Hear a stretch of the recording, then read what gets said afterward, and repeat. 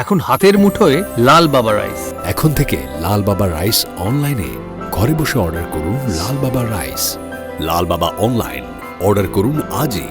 লাল বাবা রাইস, স্বাদ ও স্বাস্থ্য একসাথে পাবেন শুধুমাত্র লাল বাবাতে। স্বপ্নের কেরিয়ার গড়তে চান? আসুন যোগ দিন MCRS নলেজ ক্যাম্পাসে। পূর্ব বর্ধমানে অবস্থিত আমাদের ক্যাম্পাসে আমরা অফার করছি নার্সিং ও প্যারামেডিক্যাল কোর্স। সবুজ ঘেরা হাইটেক ক্যাম্পাস, সঙ্গে কলেজ সংলগ্ন অত্যাধুনিক হস্টেল। এখানে অভিজ্ঞ শিক্ষক ও শিক্ষিকারা আপনাকে আধুনিক চিকিৎসা পদ্ধতি ও প্রযুক্তির মাধ্যমে প্রশিক্ষণ দিচ্ছেন। আমাদের কোর্সগুলিতে আপনি পাবেন হাতে কলমে প্রশিক্ষণ এবং প্রয়োজনীয় দক্ষতা অর্জনের সুযোগ। বিশ্বমানের পরিকাঠামো ও সুবিধা আপনার শিক্ষা জীবনকে করবে আরো সুন্দর ও সহজ। আপনার স্বপ্নের ক্যারিয়ার শুরু হোক এইখানে, MCRS নলেজ ক্যাম্পাসে। MCRS নলেজ ক্যাম্পাস, আপনার ভবিষ্যতের পথপ্রদর্শক। আবার ফিরে এলাম মুক্ত আবহর নারী শক্তি বিষয়ক অনুষ্ঠানে। আজকে আমাদের মধ্যে উপস্থিত হয়েছেন চাঁদনী কোনার সেন। তিনি কে, কেন তাকে আজকে আমরা এই মঞ্চে এনেছি, সেটা আমরা শুনবো তার মুখ থেকেই। চলুন একটু আলাপ করি আমাদের আজকের অতিথির সাথে। নমস্কার, আজকের স্টুডিওতে আপনাকে স্বাগত।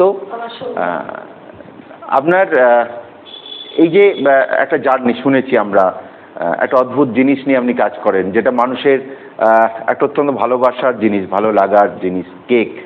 অনেকে তো আপনাকে কেক দিদি বলে ডাকে, চকলেট দিদি বলে ডাকে। তো আমি কাজের কথাতেই আগেইছি, আপনি এই চকলেট বা কেক যে বাড়িতে তৈরি করলেন বা করছেন, এটা আপনার কেন মানে শুরু হলো বা কি জন্য? সবচেয়ে ভালোবাসি চকলেট খেতে ছোট থেকে। তো আমরা একবার বেড়াতে গিয়েছিলাম পুরী, বাবা মা হাজব্যান্ড, আমি আমার হাজব্যান্ড। ছেলে তখন আমার খুব ছোট। আমার মা খুব ভালো ঠেকুয়া করে। মা মানে আমার শাশুড়ি মা, শ্যামলী সেন। তো উনি সবাইকে দিচ্ছিলেন, প্রত্যেকে সে খুব তারিফ করছিল। এটা 2013 সালে। তখন আমার মনে হয় যে একটা খাবার নিয়ে যদি কিছু করি, নেশা উইথ পেশা, ওইটা তখন থেকে আমার মাথায় ছিল। এবার ফেভারিট খাবার চকলেট, তো ওইটাই আমি প্রথমে বানিয়ে শিখেছিলাম শখে। এখন আমার সেটা পেশায় পরিণত হয়েছে। একদম শখ থেকে পেশা। দিদির কাছে আমরা আরো শুনবো তার পরবর্তী কাজের। এখন একটু দিদির কাছে চলে যাই। দিদি, ছোটবেলাটা কেমন কেটেছে? আপনি কোথায় জন্মগ্রহণ করেছেন? বা কেটেছে, ভালো ফ্যামিলির। আমি পড়েছি, আঁকা শিখেছি, নাচ শিখেছি। কোথায় পড়াশোনা করেছেন? আমি গার্লস স্কুল থেকে কাজ করেছি। আঁকা শিখেছেন কার কাছে? শিখতাম আমি হরিহর স্যারের কাছে। বাহ, খুব একজন গুণী মানুষ। শান্তিনিকেতনে নাচ শিখতাম মমতা শঙ্করের কাছে। তো তারপরে বিয়ে থাওয়া হয়, খুব অল্প বয়সে বিয়ে হয় আমার।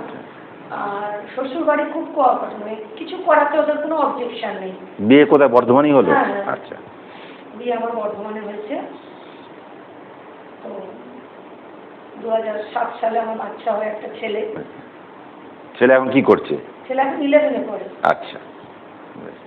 তো আপনার ছোটবেলায় কি যেমন ছিলেন, এখন যেমন দেখছেন, এই যে পরিবর্তনটা সমাজ জীবনে বা আপনাদের জীবনে কি রকম মনে হচ্ছে? জন্ম থেকে 23 সাল অবধি খুব ভালো কেটেছে বাবার কোলে। 23 সালে 14 সেপ্টেম্বর আমার বাবা চলে যায়। সেই মুহূর্ত থেকে বুঝলাম স্ট্রাগল জিনিসটা কি। কাউকে পাশে পাইনি। হ্যাঁ, বাবা মারা তো ছাতার মতনই হয়, তারা চলে গেলে। আমার জীবনের সবকিছু আমার বাবার জন্য। আমি যা করতে চাইছি নয়, যেদিকে আঙুল তুলেছি আমার বাবা আমাকে সেটা দিয়েছে। এই কোর্সটা আমার বাবাই সব করেই করেছিল, করতে চেয়েছিলাম। শুধু বলে কত টাকা লাগবে, আমি মনের আনন্দে শিখেছিলাম। ক ভাই বোন? আমরা 3 বোন। আপনি বড়? না, আমি সবার ছোট। তাহলে তো আদর একটু পাবেনই। সবচেয়ে আদরের। তো আপনি এতদিন করার পর হঠাৎ আপনার কি মনে হলো যে আমি এই কাজটা? 19 সালে তো হঠাৎ মনে হলো কেন যে এইটা করে আমি পেশা করব, কেন আপনার কি অসুবিধা পড়লো? 21 সালে এটাকে আমি করি। করেছিলাম, কিছু চেনাশোনা সবাইকে খাইয়েছিলাম, জাস্ট খাইয়েছিলাম, সবাই খুব মানে ভালো বলেছিল, উইদাউট কেমিক্যাল, উইদাউট সুগার। আমি ভাবলাম তাহলে এটা নিয়ে কিছু করা যাক, সেই হিসেবে করেছি। না মানে এটা কি সংসারে হাল ধরার জন্য, না আপনার ইচ্ছা করে একটা ভালো লাগার জায়গা? এটা আমার ছেলের খরচা, আমি এর থেকেই কালেকশন করি। আচ্ছা, অবশ্যই প্রয়োজন, টাকা মানে প্রয়োজন থেকেই আপনার এটা করেছেন।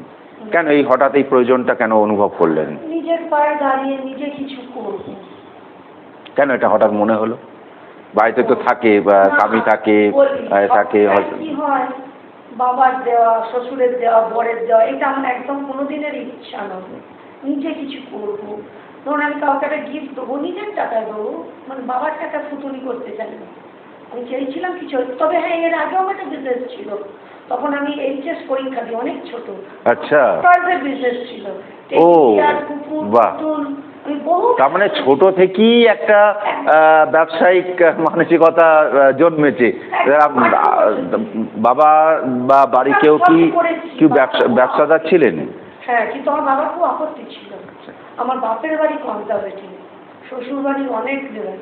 আচ্ছা, তো আমার বাবা খুব আপত্তি করেছিল, কিন্তু আমি নাচুর বান্দা, ছোট মেয়ে, শখ গেছে করুক, মনের শখ। তারপরে করতে থাকি মেলা, বর্ধমানে অনেক মেলা করি, বর্ধমানে বাইরে করি, তারপর স্টপ করে দিই যখন আমার বেবি হয়। 2010 সাল থেকে আমি কাজ বন্ধ করে দিই। আবার 19 সালে শিখে 21 সাল থেকে বিজনেস করছি।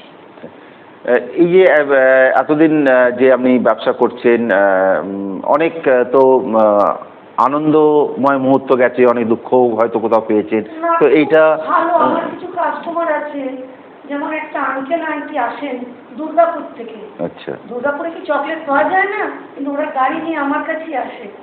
আমি খুব ভালো একটা জায়গা পাই, মানে এটা একটা খুব আনন্দের জায়গা যে অত দূর থেকে আমার চকলেট নেবার জন্য আসে। বর্তমানে আমি 4-5টা মেলা করি। দুর্গাপুরে এক্সিবিশনের কম্পিটিশন নিয়েছিলাম, কলকাতা আমি 2বার ফার্স্ট, 1বার সেকেন্ড। বাহ, তো এটা আমার খুব আনন্দের জায়গা। আমি অনেক সময় এটাও হয়, ধরুন একটা কাস্টমার বললো আমাকে 500 টাকার করে দিতে, কাজ করতে করতে আমার 600-700 পেরিয়ে যায়, আমি কিন্তু থেমে যাই না, আমি সেটাই ডেকোরেশন করতে থাকি। আমার মেন মোটো আমার জিনিসটা তার ভালো লাগবে, মানি ডাজ নট ম্যাটার। বাহ, খুব ভালো। আচ্ছা দিদি, এই যে এতটা পথ পরিক্রমা করে আপনি পেরিয়ে এসছেন, ছোট থেকে আজ পর্যন্ত খুব আনন্দের মুহূর্ত যদি ভাগ করতে চান আমাদের দর্শকদের সাথে, একদম ছোট থেকে আজ পর্যন্ত কোনটা আপনি বিয়ের আগে বা বিয়ের পরে যেটা হচ্ছে? আমার বাবাকে বাবু বলি, ঘুরতে যাওয়া, বেড়াতে যাওয়া, আমি যা চেয়েছি, মানে পুজোতে আমি একটা ফ্র্যাঙ্কলি বলছি, আমার দিদিদের হয়তো 5 দিনে 5টা জামা দিয়েছে, আমার সেখানে 7টা। আমি যা চেয়েছি, যাকে চেয়েছি, অবশ্য কিছু অন্যায় চাইনি, হয়তো আমার বাবা আমাকে তাকিয়ে দিয়েছে। এবং বিয়েটাও মানে পাত্র আমার বাবা আমাকেই সম্প্রদান করেছেন তার কাছে। আর ছেলে যখন হলো আমি খুব আনন্দ পেয়েছিলাম। একদম, সেটা হ্যাঁ, 18ই নভেম্বর আমি ছেলে হওয়ার আগে ওর নাম রেখেছিলাম অনুভব। আমার দোকানের নাম অনুভব কিচেন, ওর নামেই। আচ্ছা, পথ চলতে তো অনেক দুঃখ কষ্ট পেয়েছেন, দুঃখ কষ্ট ছাড়া তো কোনো জীবন পূর্ণ হতে পারে না। আমার হাজবেন্ডের সঙ্গে আমার সেপারেশন হয়ে গিয়েছিল। আচ্ছা, তো এটা কি ব্যবসা সংক্রান্ত কারণে? না, ও আমার কাছ থেকে সরে গিয়েছিল, হয়তো ওরও দোষ ছিল বা আমার দোষ ছিল। তো হঠাৎ তো নিজেই চলে যায়, আবারও নিজেই ফিরে আসে, এখন আমার সুখের সংসার। বা এটা তো একটা খুব বড় পাওনা, যে আমি যাকে হারিয়েছিলাম সে আবার আমার কাছে ফিরে এসছে। জানেন তো, অনেকেই বলেছিল অল্প বয়স ডিভোর্স করে দে, কেউ বলেছিল বিয়ের সম্বন্ধ এসেছিল কটা। আচ্ছা, আমি বললাম না, বিয়ে একবারই হয়েছে। একদম, মানুষের জীবনে এগুলো একবারই হয়। ও 4টে বিয়ে করে নি, আমি ওর অপেক্ষাতে ছিলাম। তো 21 সালেও নিজেই ফিরে এসেছে। বাহ, এটা খুবই, মানুষ জন্ম মৃত্যু বিবাহ কারো হাতে থাকে না, কিন্তু যদি মানুষ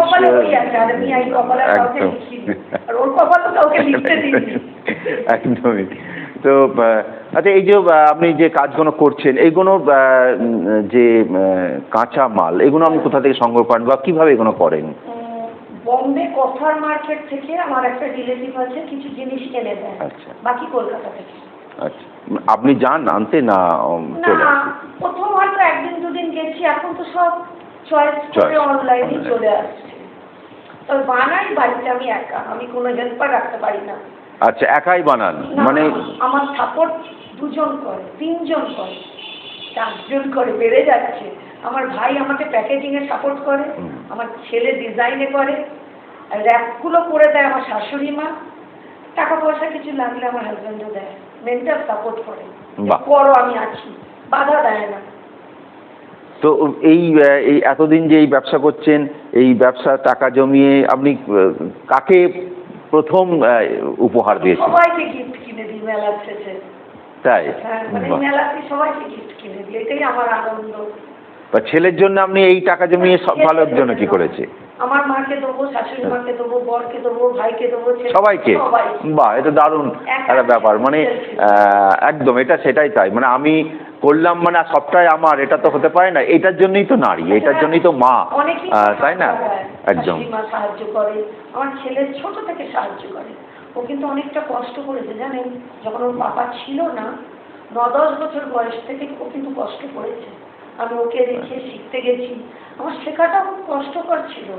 আমি সকালে শিখতে যেতাম কলকাতা, সেখান থেকে কোন নগর দিয়ে রাত্রি 10টা 10:30টায় বাড়ি এসেছি। একটা সময় খুব কষ্ট করেছেন, কষ্ট করেছি। আজকে সেই ফলটা পাচ্ছেন একদম। হ্যাঁ, আজকে মানে সংসারও সুখের, ব্যবসাও আপনার যথেষ্ট ভালো। সুখী কেন জানেন তো, আমি খুব অল্পে সুখী। একদম, এটাই মানুষের মানে অল্পে মানে খুশি হলে মানুষ সেটা খুশি হয় সবচেয়ে। চুরি কিনে দেয়, আমার কাছে সেটা ডায়মন্ডের চেয়ে অনেক। একদম, একদম, আমি নিজে খুব সুখী, কারণ আমি খুব অল্পে সুখী। একদম, মানে এটাই তো মানে। আর আমাদের নারীরা হচ্ছে অর্ধেক আকাশ, তো ইনি তো সম্পূর্ণ আকাশ। মানে উনি ওনার পুত্র, ওনার শাশুড়ি মা, ওনার হাজবেন্ড, সবাইকে নিয়ে যে সামান্য জিনিসও উনি ভাগ করে নেন, মানে এটা বড় তৃপ্তি একটা ওনার কাছে। আমার একটা জিনিস খুব স্যাটিসফাইড আমি, 19 সালে আমার বাবা ব্রেন স্ট্রোক হয়। 3 বারের বার উনি চলে যান, 19, 20, 21, 22, 23, এই 5 বছর শিশুর মতন আমি আমার বাবার সেবা করেছি।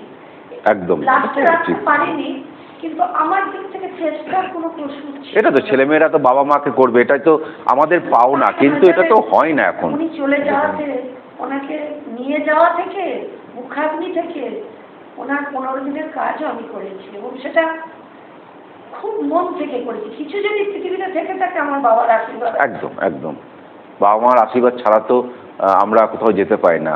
এখনকার ছেলেমেয়েরা সত্যি এরকম হয়ে গেছে, আমরা হয়তো ভাবতে পারছি না। সত্যি তারা বাবা মার স্নেহ ছায়া থেকে বঞ্চিত হচ্ছে, যে কোনো কারণই হোক, অন্য একটা ব্যাপার সেটা।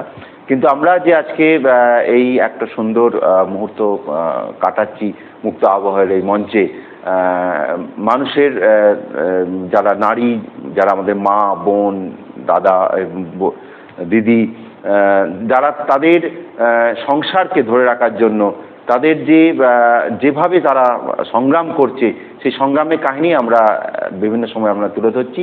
আজকেও আমরা পেয়েছি চাঁদনিদিকে। তো চাঁদনিদি, আর আপনার কি মনে হয় পরবর্তীকালে কি করতে চান বা ইচ্ছা? আমি যদি শুধু সেটাতে ফোকাস দিই, আমার যা সেল, আমি 2-3টে সংসার চালাতে পারবো, কিন্তু আমি সেটা পারি না। কেন, এটা কি অসুবিধা হয়? পরে আমার মায়ের একটু মেন্টাল ডিস্টার্ব হয়ে গেছে। আচ্ছা, আমাকে আমার মাকে আগলে রাখতে হয়। এটা তো একটা মানে কাজের হয়তো আপনার অসুবিধা হলো, এটাও আপনারই মানে কন্যা হিসাবে এটা আপনার একটা দায়িত্ব নিশ্চয়। একটা এনজিও আছে, তাতে গোটা 25টা কুকুর, গরু, 10-12টা বেড়াল রাস্তায়। আচ্ছা, আচ্ছা, ওদেরকে তুলে নিয়ে রেস্কিউ করে ট্রিটমেন্ট করি।